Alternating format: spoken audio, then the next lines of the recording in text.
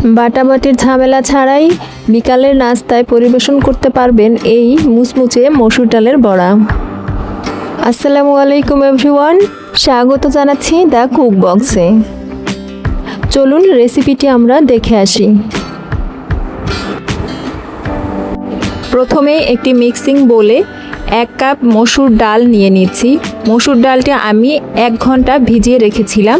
ভেজানো মসুর ডালটি ভালো করে ধুয়ে আমি পানি ঝরিয়ে নিয়েছি।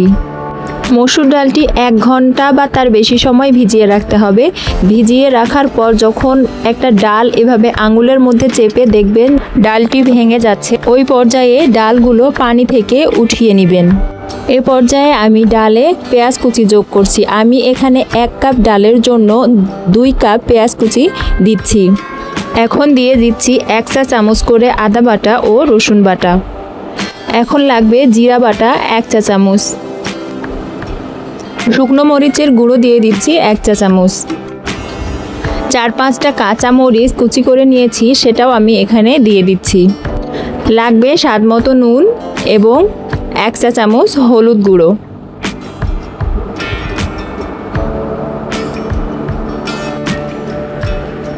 এবারে সবগুলো উপকরণ মসুর ডালের সাথে সুন্দরভাবে মিশিয়ে নিতে হবে। মাখানোর সময় একটু জোর দিয়ে চেপে চেপে মাখবেন, যাতে মসুর ডালের কিছু ডাল ভেঙে যায় এবং কিছু ডাল গোটা থাকে।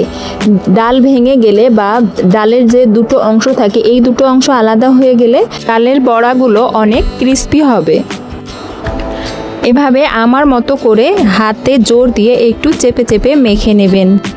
এ পর্যায়ে যোগ করতে হবে কর্নফ্লাওয়ার। যেহেতু এটা গোটা ডালের বড়া, এখানে কোনো বাইন্ডিং নাই, এজন্য এই কর্নফ্লাওয়ারটা বাইন্ডিং হিসেবেও কাজ করবে এবং বড়াটাকে অনেক মুচমুচে এবং ক্রিস্পি করবে।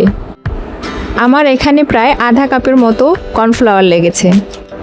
হাতের কাছে কর্নফ্লাওয়ার না থাকলে আপনারা বেসনটাও ব্যবহার করতে পারবেন। এক্ষেত্রে বেসনের পরিমাণটা কর্নফ্লাওয়ারের পরিমাণের থেকে ভিন্ন হতে পারে। আমি কর্নফ্লাওয়ারটা 2 ধাপে ব্যবহার করেছি। প্রথম ধাপে একটু মেখে নিয়ে পরের ধাপে বাকিটা ব্যবহার করেছি। এভাবে করলে সঠিক বাইন্ডিং আসছে কিনা খুব ভালো মতো বোঝা যায়। খেয়াল করতে পারছেন আমার এটাতে সুন্দর মতো একটা বাইন্ডিং চলে এসেছে। ডালগুলো মাখানো আমার হয়ে গেছে। এখন আমি পেঁয়াজুর শেপ দিয়ে এগুলোকে ভেজে নেব।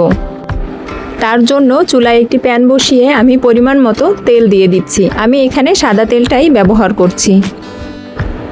তেলটা গরম হয়ে গেলে একে একে পেঁয়াজুর শেপ দিয়ে এখানে বড়াগুলো ছাড়তে হবে। এই কাজটা অনেক সাবধানে করবেন, যেন তেল ছিটকে হাতে না আসে কিংবা তেলের মধ্যে হাত ডুবে না যায়। এ পর্যায়ে চুলার আঁচটা মিডিয়াম টু হাই এর মাঝামাঝি রাখবেন। এক পিঠ ভাজা হয়ে গেলে অপর পিঠ ভাজার জন্য একটু উল্টে দিতে হবে। এই সময় খেয়াল রাখতে হবে যেন পেঁয়াজগুলো কোনোভাবেই পুড়ে না যায়। একটু উল্টে পাল্টে এপিঠ ওপিঠ করে সুন্দর করে ভেজে নিতে হবে। আমার পেঁয়াজগুলো ভাজা হতে হতে কিছু কথা বলে রাখি। এই ডালের বড়া বা পেঁয়াজু বানানোর জন্য আপনারা একটু বেশি পেঁয়াজ ব্যবহার করবেন। আমি 1 কাপ ডালের জন্য 2 কাপ পেঁয়াজ কুচি ব্যবহার করেছি। পেঁয়াজটা একটু বেশি ব্যবহার করলে পেঁয়াজুটা খেতে অনেক সুস্বাদু হয়। আর চেষ্টা করবেন এতে কর্নফ্লাওয়ারটা ব্যবহার করার জন্য। কর্নফ্লাওয়ার বড়া মুচমুচে করতে খুব হেল্পফুল।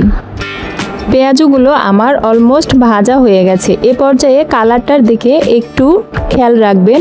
কালারটা একটু খয়েরি কালার মতো হয়ে আসলেই পেঁয়াজুটা আপনাদেরকে তুলে নিতে হবে।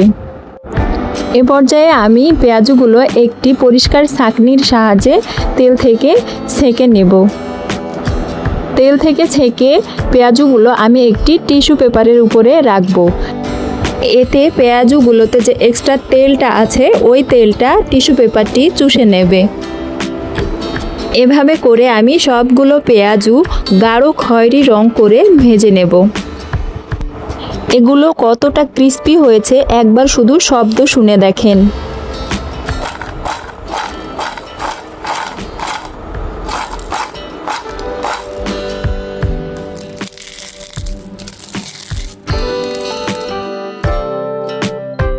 বিকালের নাস্তায় এত কম সময়ে এর চেয়ে ভালো জিনিস আর হতেই পারে না। ভিডিওটি কেমন লাগলো অবশ্যই কমেন্ট করে জানাবেন।